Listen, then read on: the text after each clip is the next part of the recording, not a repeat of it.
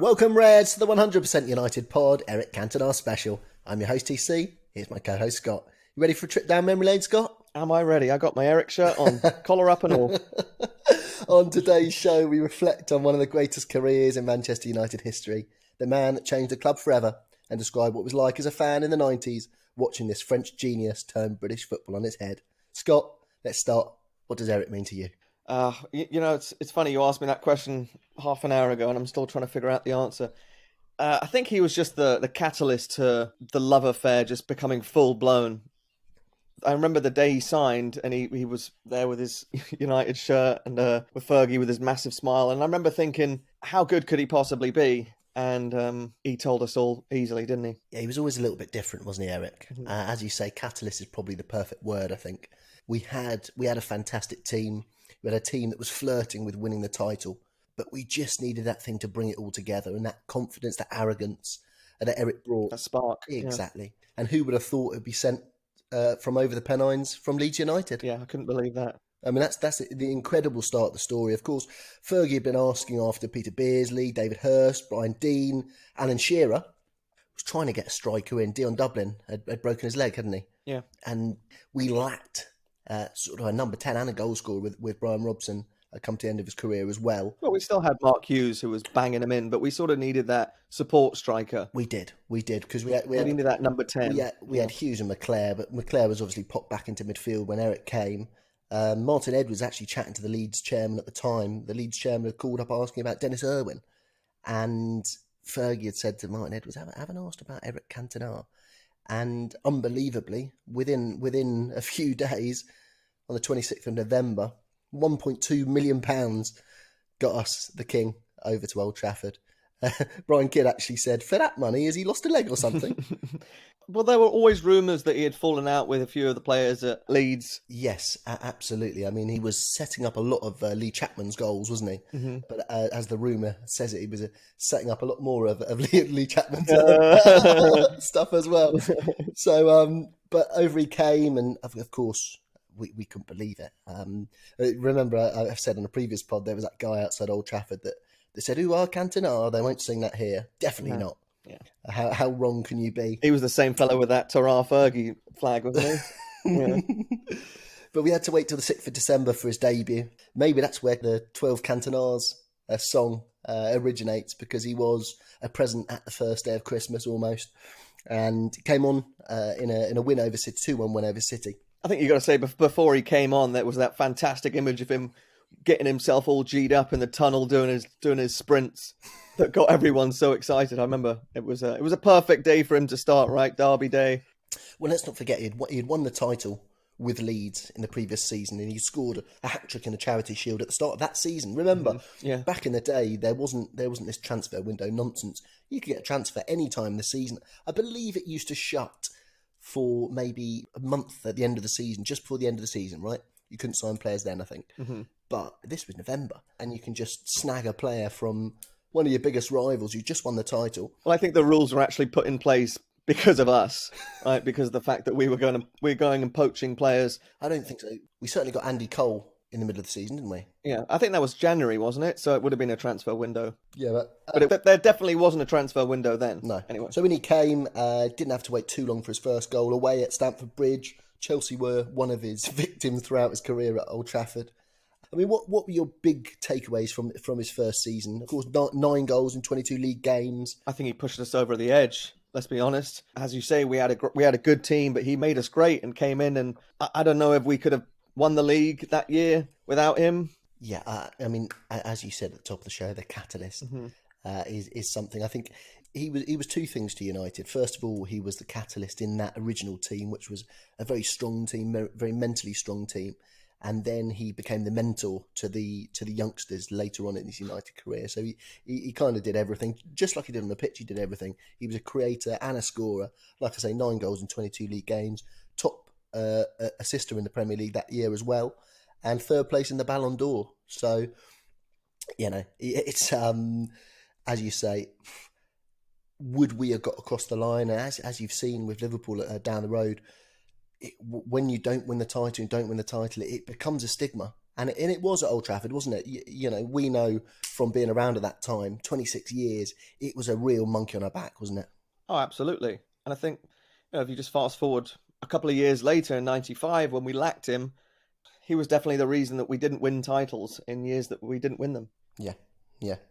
As we say, so over the line, magic time at Old Trafford. We had that great day at the end of the season there, Old Trafford, in absolute party mode. Yeah, it was a wonderful night. I never forget it. I was there with my brother, my granddad, and my granddad's friend. My dad was on business, and what an atmosphere, and it was just, I hadn't lived through the 26 years that we hadn't won a title, but the emotion was euphoric that night. And also you get the feeling, don't you, passed down by your family anyway. Mm-hmm. Like you said, your granddad was there, your old man, massive red.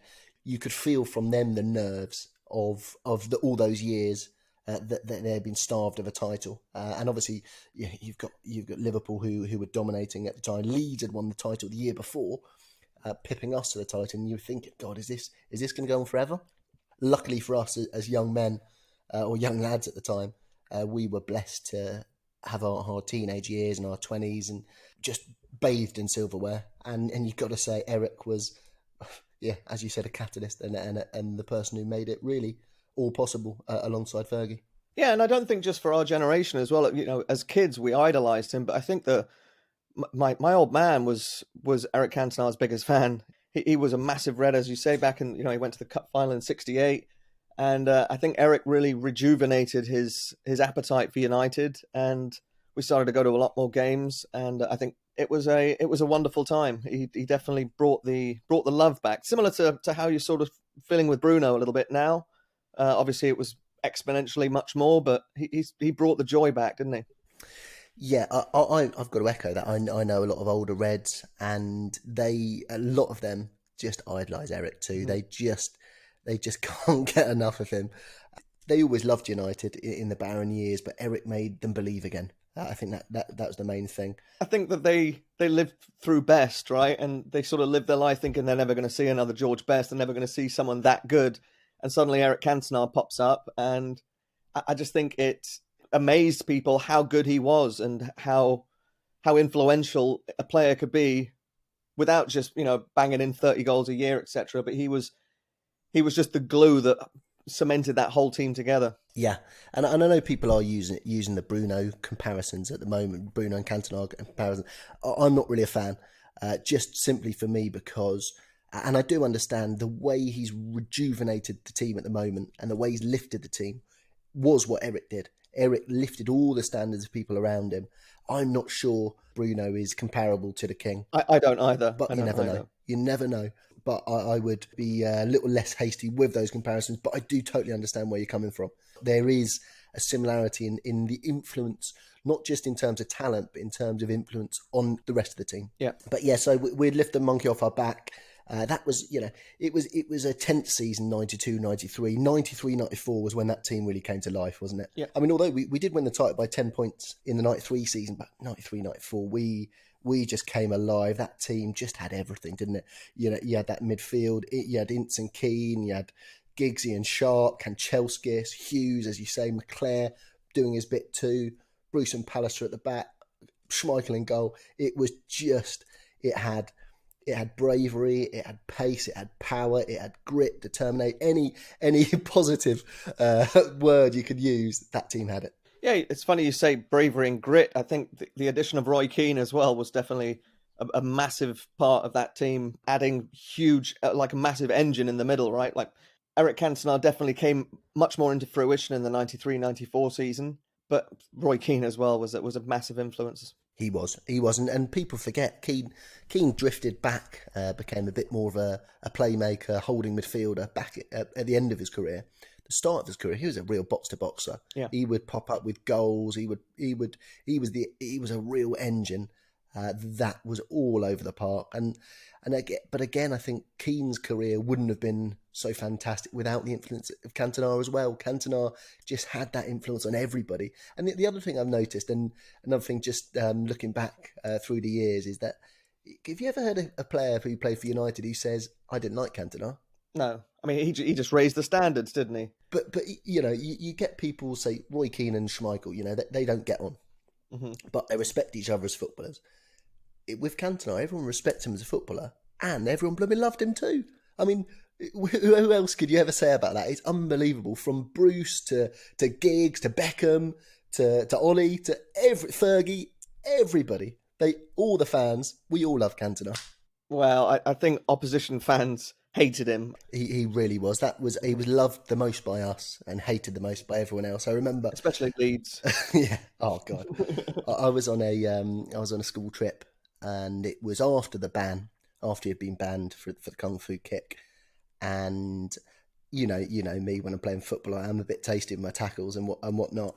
And we were getting stuck in. I mean, it was meant to be a little nice kick around, and I was flying around, and I was wearing a Cantona shirt. And one of the other guys from the school came up to me, and we were having a bit of a set too, and he said, "You know what? You're just like Cantona." And I honestly, I was walking on sunshine for the next 3 days. It was the best thing you could have told a teenage me. You're just like Cantona, and I absolutely blooming loved it. It's funny. I remember I was at that Crystal Palace game, and I never forget. We went to a McDonald's after the game on the way home. Someone saw I was wearing a United shirt or a scarf or something. And he said, "What was the score tonight?" I said, "I was 1-1, but trust me, you're going to want to see Cantona he's going to get banned. He kicked a fan." And they started celebrating like they had won the league. And I asked my dad, I was like, what's that all about? And he said, "Trust me, if you don't love him, son, you're going to absolutely hate him." Yeah, well, we'll get to the kung fu kick in a bit. As you say, we didn't know what was going to come of that. We thought we might have lost Cantona forever, but let's get to the 93-94 first, because it was the first real crowning moment of Eric. He led us to the double. We could have had all three, couldn't we? Yeah. Lost to Villa in the League Cup final, unfortunately. But Eric, top scorer, 25 goals, bracing the cup final against Chelsea, one of his best displays, really pulled the strings that day. And it was the first time United had ever won a double. Yeah, wonderful memories. Well, absolutely wonderful. You're right, that season, you're looking through the top goals, and there are quite a few from that season. There were. I mean, he wasn't without his troubles that season. Remember, he had the double red card. Mm-hmm. Got red carded for stamping at Swindon, I believe on the Saturday or the weekend. And then midweek, he went off. He got sent off against Arsenal for a real lash out.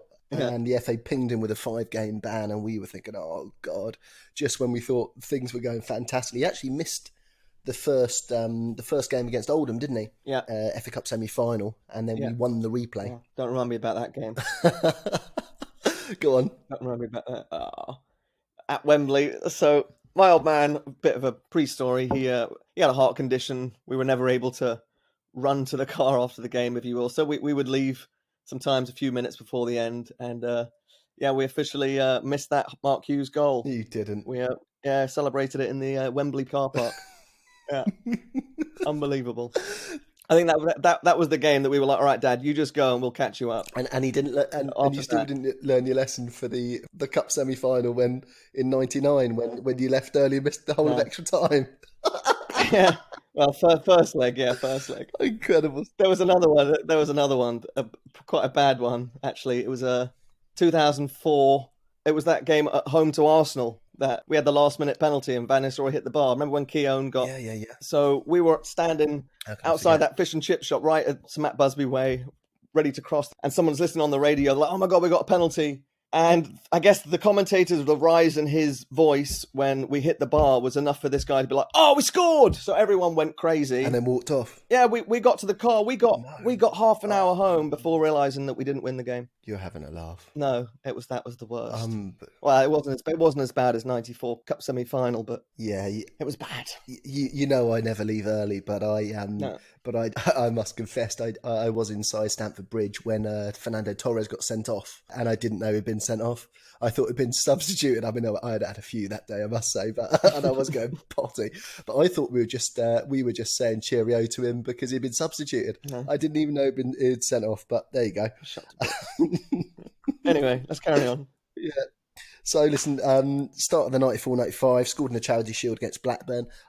I think he pretty much scored in every time we went to Wembley in either the FA Cup final or the Charity Shield, Eric.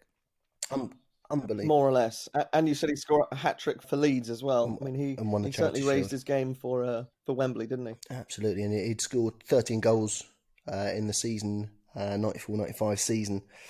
He just scored the header against Blackburn, one of my favourite goals. I think one of your favourite goals as well, Scott, right? Yeah. Far post, right in the top corner, and we thought, God, we're on the way to another title here. And then midweek, 25th of January 95, Selhurst Park against Crystal Palace. Eric sent off. And he looked pretty calm, didn't he, when he was going off? He was looking back, didn't look like anything was up. But that's always the way with Eric. You never knew what was going to happen. And just trotting off, and then that thug, Matthew Simmons, Crystal Palace player, we'll always remember his name, won't we? Came down and Cantona kung fu kicked him over the hoardings and then gave him a good old smack. He flew off the camera, didn't he? Yeah, I don't think he was very calm going off. I think he was pretty furious going off. But he's twitching a bit. I was actually in the Crystal Palace end. Joke. I was sitting directly opposite. They were going bananas, calling him everything. And I remember I was 11, 12 years old, and it was language I'd never heard before. But when it happened, we couldn't really see what had happened, and there was no texting. No one knew what had happened. It was strange, and the whole place afterwards was completely silent. And we were 1-0 down at the time, and actually David May came back and scored the equaliser. But it was a weird night. It was. I was actually listening to it on the radio. I was listening to it up in my bedroom on the radio. Back in the day, that's what you had to do. You couldn't get a stream. You couldn't get it on TV. Most games weren't on TV. Mm-hmm. And so I was listening to it on the radio with my brother, and we were going bananas.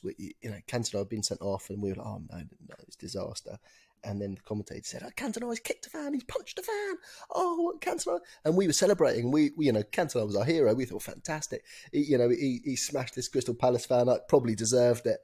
And then the news at 10 came on, and they were talking about banning him, deporting him, all kinds of things. And you actually saw, they showed the video that night, they showed the footage on the news, and then you never saw it again. Remember, they banned. Yeah. They said it was too atrocious an act to show on the television. Yeah. So you saw it that night, and if you missed it that night, you would never see it again until obviously the internet came out. It was totally banned, and they just show still shots. And I wanted to see a replay. I'd seen it once, but yeah, it was worrying times. The FA actually demanded that United ban him from the first team for the rest of the season, give him a 20 grand fine, and so we did. We followed their instructions. He was stripped of the French national team captaincy, never played for them again, actually.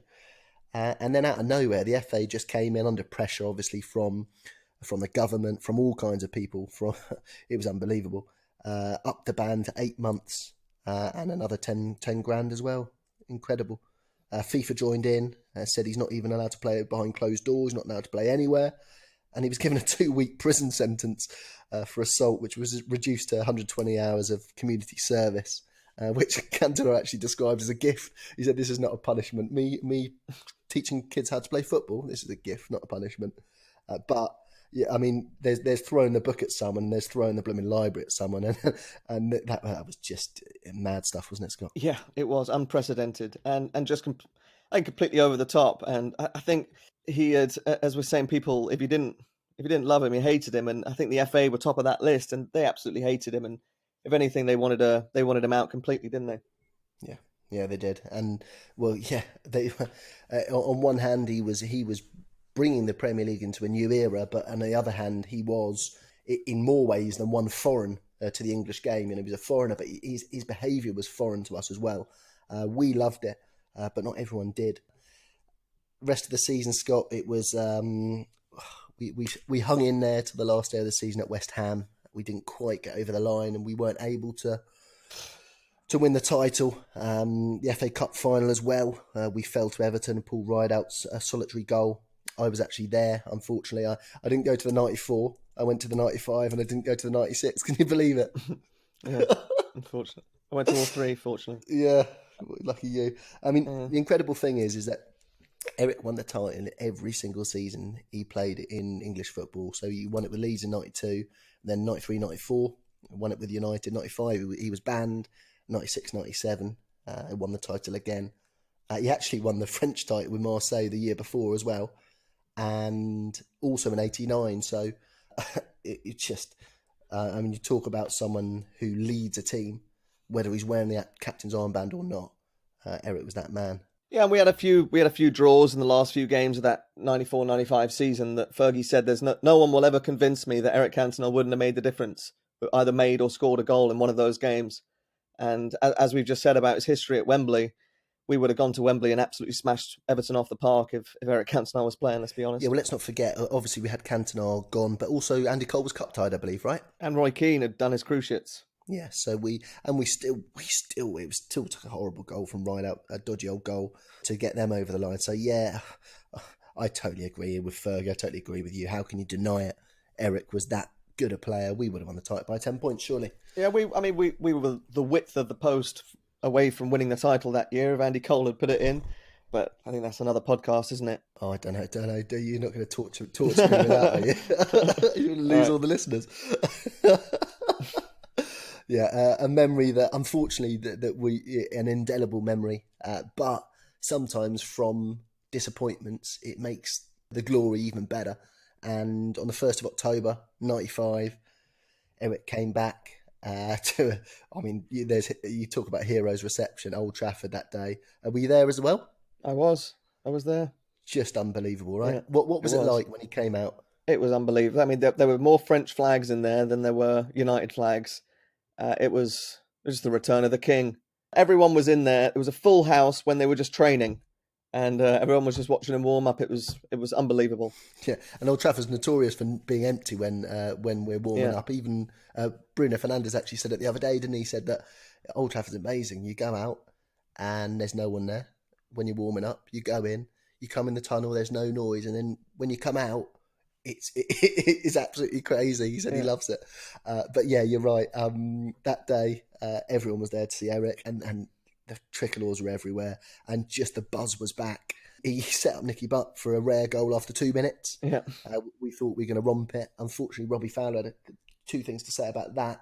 But then a penalty to United. Have you ever been more nervous for a penalty in your life? No, Eric Cantona didn't make me nervous for penalties at all.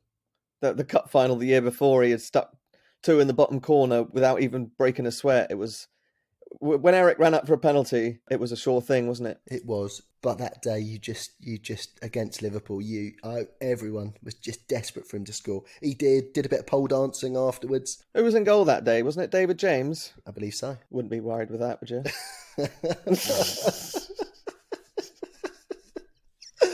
Oh, I shouldn't have been, but I do get nervous sometimes, Scott.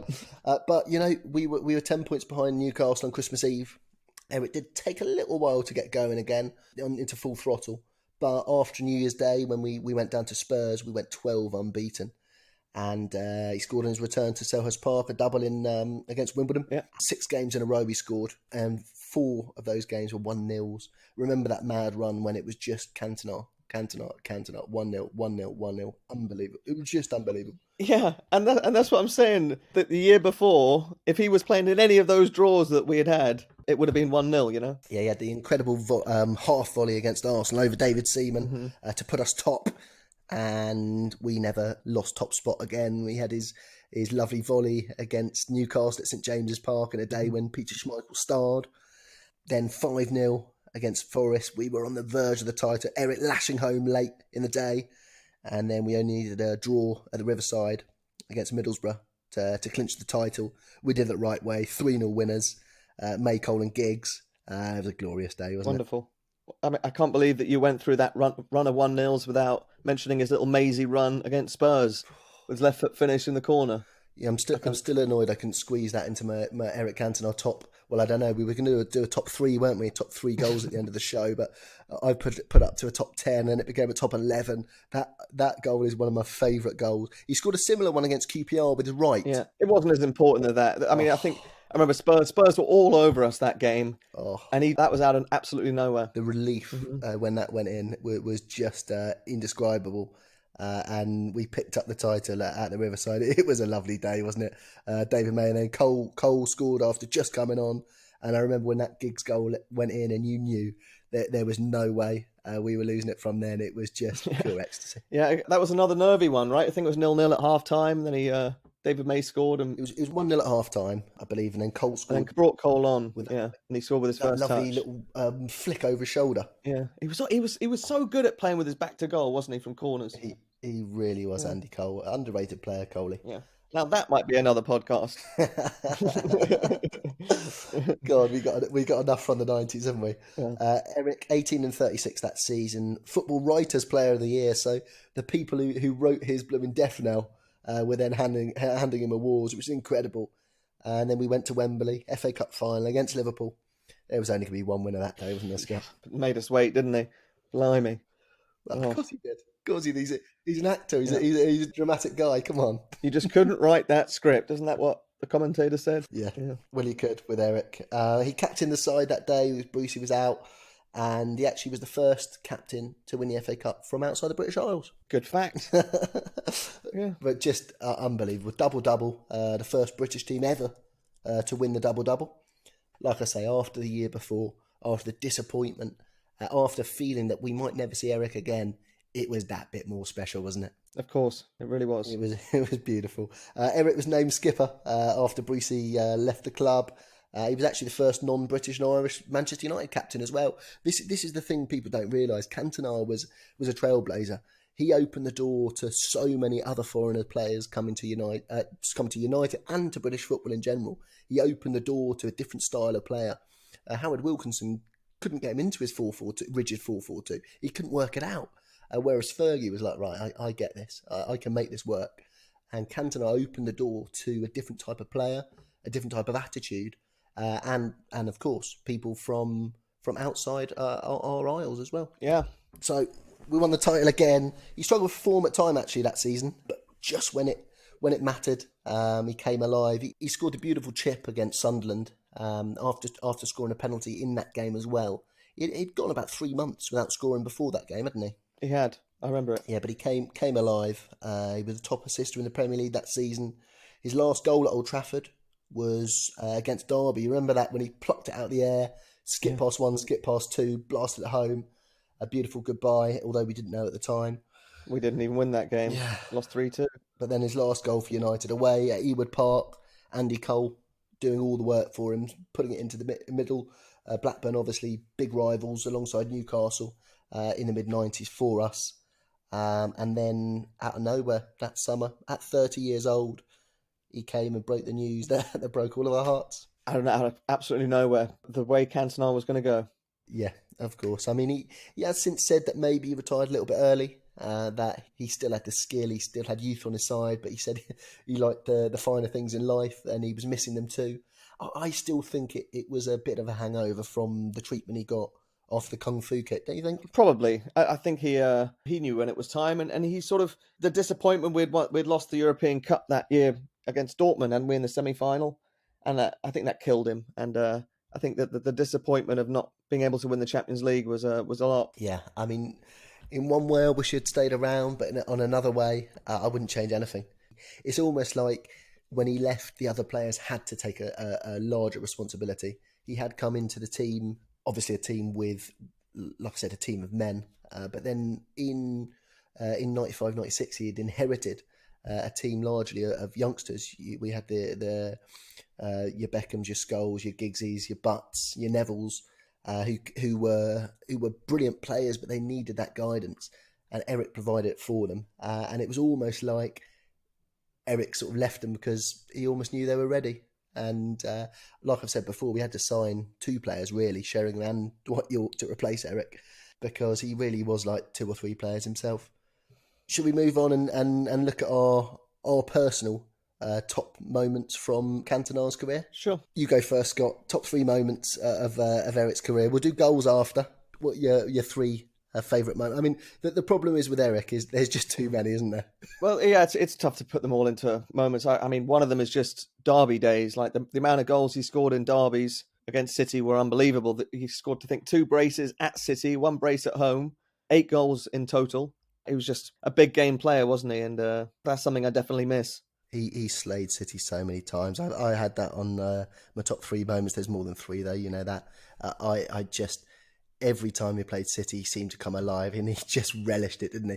And I mean, from those headers that he scored, I know you mentioned to me earlier that no one really mentions about Eric's headers, and he was incredible in the air, wasn't he? And he was also, 6'1", 6'2"? Yeah, 6'2", yeah. And strong as a bull, and was winning anything in the air, wasn't he? The amount of goals you see that Eric scored when there were 2 or 3 defenders under the ball, and he just ploughed through them. The spring on him was amazing, but also there was also desire in there as well, not worrying about getting smashed, and just piling through to bundle the ball in. He scored beautiful goals, he scored ugly goals, he scored a lot, didn't he? He did. It was amazing. He scored 82 goals for United, And here I have got 14 of them on the list, and it could have been 20. Oh, it really could. And the thing is, what people don't understand, I think if you hadn't been around for those goals and you'd watched them back, you'd say, oh yeah, it's got a good selection of amazing goals. But the thing is that we remember what all those goals meant and what they meant at the time. And as a United fan at the time, it was almost impossible to get a top 10 together, just because of what all the goals meant. Got another top moment for me? 2 penalties in the cup final, both same corner, both sent keeper the wrong way. What are you worried about? Effortless. Dimitri Karin. Was he wearing his tracksuit trousers that day? He was, yeah. Of course he was. Yeah. That was a special day as well, wasn't it, Scott? Wonderful. Yeah. Really. 4-0 in the cup final against Chelsea to win the double. Yeah. It was glorious. My first time at Wembley. Top that, eh? Top that. Yeah. Go on, give me your last top moment. The seagulls follow the trawler.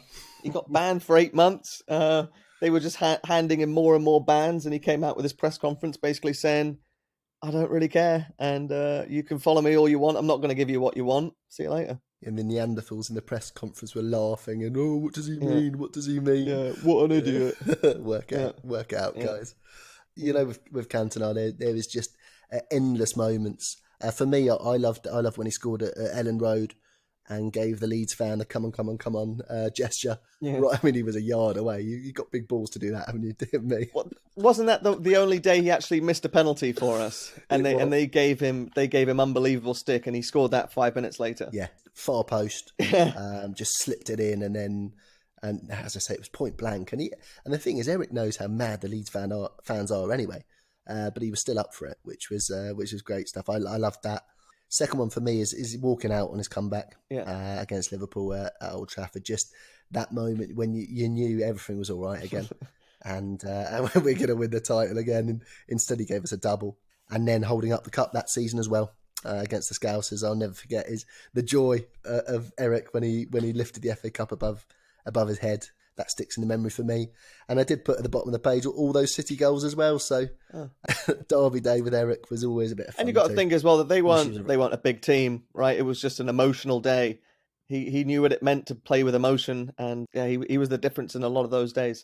Yeah, I mean, City were always obviously up for it against us. They were always they would always raise their levels. Another thing I think I have to flag up is that back in the day, when you were getting close to the title, teams would really raise their game. I know these days they do a little bit, but I don't think it's at the same level. Remember back in the day, you'd be flying, and then just when it looked like you were going to get over the line, every team would come and play as if they're blooming a cross between blooming peak Brazil and peak Italy, defending for their lives and attacking for their lives too. It was a different era in that way as well. Do you remember? Yeah, of course. We were everyone's cup final. Home or away. Yeah, especially in the blooming running. Look, we tried to do our top Eric Cantona goals, but there is so many. Of course, he scored 82 goals for United, 184 appearances. Should we go through our top goals? And sure. I'll start with the Southampton away chip from the left-hand side of the box, just outside the box. We were wearing the black kit with blue socks that day, which I thought was I thought it was gorgeous. I loved that. That one for me was always one of my favourites of Eric's. Great celebration as well. Yeah, it was. Yeah, that's not even on my list of 13. Unbelievable. Wait, 1, 2, 3, 4, 5, 6, 7, 8, 9, 10, 11, 12. Yeah, 13. That's not even on my list. Go on, give me one of yours. Let's go with 94-95. We beat City 5-0.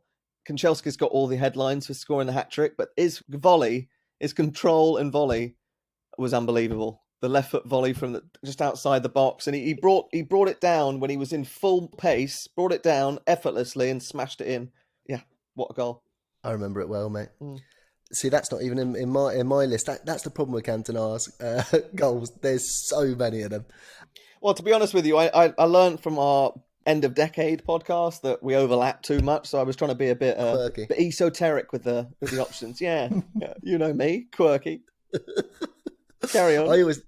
I always loved the second goal against City at Old Trafford when it seemed like he'd overrun it and he poked it under the keeper. And it wasn't an amazing goal in terms of long range or a volley or overhead kick or anything like that. But it just seemed like it wasn't going to happen. And that was Eric. He'd just pull a rabbit out of the hat and before you know it, we were dancing away again. It's funny you say that, because one of my goals is the second goal he scored at City in '94 when we were 2-0 down, came back to win 3-2. And he started off by juggling it through the middle, gave it to, I think, Hughes, who gave it to Giggs, who put the ball in, and he tapped it in at the end, far post. Again, wasn't one of his best goals, but what a moment. Yeah. I tell you what, next one of mine is actually just a glorious goal in itself. Sheffield United away in the blue and white striped shirt. Yeah, got that. Just the move before it. I mean, it was a counter-attack from our own box. Giggsy's ball across was just sensational, and the chip was out of this world, crossbarring as well. Yeah, what you worried about? Another great celebration. Did you see that? Yeah. You know what he said? He said, because obviously the most famous chip celebration was the Sunderland goal, which I'm sure we both got on our list. He said the reason he said, I didn't celebrate every goal the same, because there's different emotion, there's different moment, different energy. But he said he did that day because he used to play with Perez in the Sunderland goal. And he didn't say hello to him, so he wanted to wind him up, which I thought was lovely. I've got the header against Blackburn at the far post as well. You got that one in? Yeah, it's my third favourite goal of his. Because honourable mention, that was my dad's favourite goal. Was it really? He couldn't believe how he could come in and get it at that angle and beat. I mean, Tim Flowers was an England goalkeeper at the time, was one of the best goalkeepers in England. And the way he could come in at absolute full speed and get it. And you got to also mention the tackle from Giggsy on Henning Berg to get the ball back and put it in. But again, a massively important goal. That was, I think, 80th minute in that top of the table clash. It was a massive goal.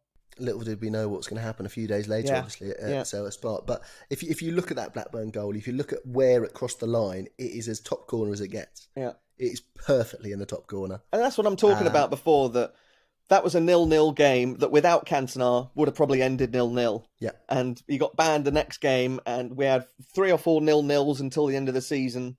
You're not ever going to convince me that he wouldn't have done something in one of those games to have then lost the title by 1 point.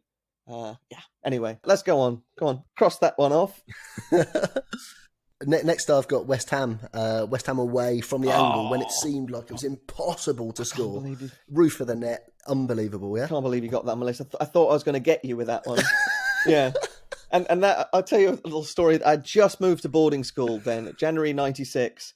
And my old man was at that game, and he called me afterwards. And he said, we won 1-0. Eric scored from the most unbelievable angle. He's beat 2 men on the line. You'd never seen anything like it. I've never seen anything like it. And that's what I'm saying. Like, my dad thought he had seen everything, right?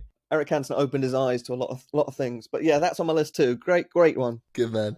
You want to give me another one of yours? Sure. So 96, first game of the season, we played Wimbledon, and David Beckham got all the headlines from that lob. But Eric scored this smash in. He brought it down and smashed it in the top corner. And just threw his arms up like, what do you expect? And it was in before you knew it, wasn't it? It was one of those. It was an absolute rocket. You know, people call things rockets these days. And that was a real rocket, wasn't it? That was a belter. Yeah, that's on my list. Beautiful. Next one I got volley against Newcastle, St James's Park. Yeah. Away, Phil Neville providing. Yeah. And again, just another step towards the title that day, wasn't it? Peter Schmeichel starring, as we said. But it was just typical Cantona, wasn't it? Awkward height. With Cantona, like I say, he scored all different types of goals, but down into the ground and up into the far corner. I remember that night. It was, you really thought we were going to do it again. Yeah, he could do everything in terms of finishing. But what I'm saying, another 0-0 game that he pushed us over the line, and we won 1-0. Yeah. Well, and the next one I've got as well is we didn't win. We actually we drew 1-1 against QPR away, Loftus Road. Mm-hmm. It was so late. 96 minutes. I mean, it was. And then when Cantona scored that, everyone else in the league was just like, they're going to do it. Yeah. They're just going to do it. It was a real deflator for everyone else. It was a relatively simple finish from Eric in the end. But the timing to pull away at the far post. I remember we had all sorts up front that day at the end, didn't we? We were throwing the kitchen sink. It's funny as well because if you the replay of that goal, the scoreboard is right above the goal, and it does say like 96 minutes. QPR 1, United 0, 96 minutes. And Eric did it again. Go on, give me another one of yours, bud. Okay, so we're down the Sunderland chip. We can cross that one off. Okay, how about the 94 beginning of the season free kick at home to Arsenal? The little layoff, and he just smashed it in the top. He was wearing the wrist brace. Remember? Yeah. Of course I do. I never forget. Fergie's reaction as well, just he'd never seen anything like it. Yeah, absolutely superb. Nice one. I've got another one against Arsenal, the half volley when he chested it down, a couple of bounces, big dipper over David Seaman. I know I mentioned it earlier, but that was too easy. Again, possibly right out there in my favourite United goals ever. I think on the Decade Review podcast we mentioned that. I think up final against Liverpool. Volley through the sea of Liverpool players. That is my favourite goal. That is my number one favourite goal. It was the first goal I've ever burst into tears as soon as it went in. It was, what a goal. And you know what? I still watch the goal today and I still can't believe he got it through all of those people on the. What an unbelievable goal. And what an important goal as well. And it was behind him as well. He had to adjust his body to volley it from way further back than you normally do a volley, right? He had no right scoring that. He was manipulating the ball and bent it through the players. His old mate David James in goal again. Flapping, and he just, what a day, eh? Yeah. And again, the perfect end to that season. His return, the way to win the double over the Scousers and send them home in those cream suits. You got any more? Yeah, I got one more. The volley at Wimbledon, wearing the green and gold. Again, ball was behind him, managed to pluck it out of nowhere and smash it in the top corner. I think it was the best goal I'd ever seen in my life up to that point. I mean, what a goal. Just get out of town with that one. I mean, just ridiculous. In the old green and gold shirt that we all loved at the time. Just breathtaking. Again, you never saw another player do stuff like that. Yeah. It was just new to us all, wasn't it? Yeah, and another one of those celebrations of just, what you expect. No wonder all the opposition fans hated him. Look, he won 4 Premier League titles, 2 FA Cups, 2 of them were doubles, of course, 3 Charity Shields. Banged him in at Wembley, banged him in all over the land, and just lit up Old Trafford for those 5 years. Yeah, and I think another honourable mention is that Maisie run versus Spurs in '96. Definitely. And that is my 13. Lovely stuff, Scott. I mean, I think one thing we have to mention, I don't think we mentioned it yet on the pod, was one of his assists that was almost like a goal. The Dennis Irwin. Yeah. I mean, he didn't score that game, but he just absolutely ran the show. And again, that was another thing. People hadn't seen anything like that. Like, the British players were good up to that point, but you stick someone in with that amount of flair and that amount of imagination. Yeah, confidence, arrogance. It was just absolutely unheard of. It really was. It really was. It was a beautiful time for us Reds, wasn't it? It was growing up in that time. It was just having Eric at the fulcrum of our team. It was just glorious. Long live the king. Absolutely, Scott. Thanks for joining us again. Hope you enjoyed this trip down memory lane. We'll be back with another special pod on Monday. Remember to subscribe wherever you get your podcasts and follow us on Instagram at United100podcast. Thanks for joining me again, Scott. Thank you, TC. As Eric's once said, I'm so proud the fans still sing my name, but I fear tomorrow they will stop. I fear it because I love it, and everything you love, you fear you will lose. We're never going to stop, Eric. We're never going to stop. Cheerio, Reds. Tara.